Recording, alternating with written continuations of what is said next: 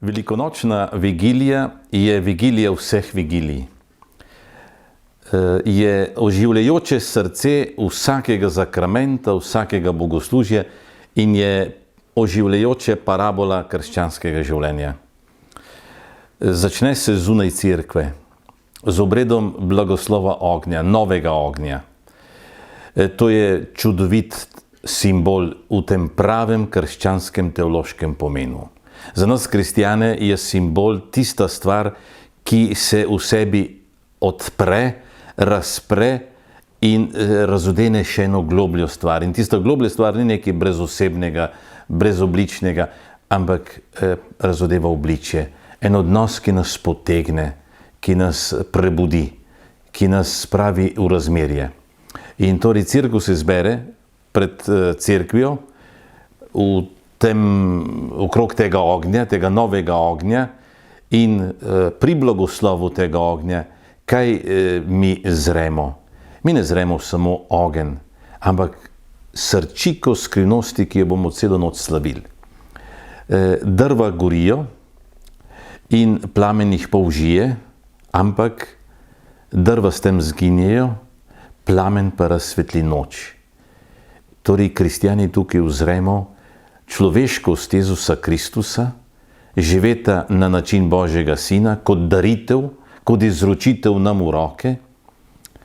In ta človeškost Jezusa Kristusa postane svetloba, luč.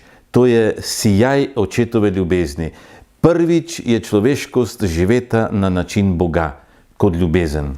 In ljubezen je luč. To je Božje življenje, ki je luč ljudi. Na velikonočno soboto se v maronitskem bogoslužju bere oziroma moli čudovito himno o dobrem svetem pastirju, ki se spusti z neba kot Božji sin, postane človek, potem je povišen na križ. In zakaj je povišen na križ, pravi himna? Zato, da lahko dlje vidi in išče svojo ovčko, ki se je izgubila.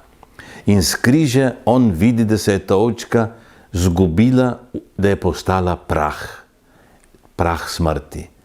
Zato tudi Kristus je ubit, grešnost ubije Kristusa, on se nam izroči v roke, da bi nam pokazal, kako je dober in ravno v tem stopi v kraljestvo mrtvih. In poišče to ovčko, jo oživi, ji vdihne topel dih, jo prime za zapestje, jo vzdigne, jo obleče, jo prenovi, jo oživi, si jo nadene na ramena in jo odnese nazaj k očetu. In ta ovčka je Adam, ta ovčka smo mi, ta ovčka sem jaz, ta ovčka si ti. In v tej velikonočni vigiliji prehodimo ta pot izpod zemlje, iz kraljestva smrti do očeta, kakor plamen na začetku vigilije.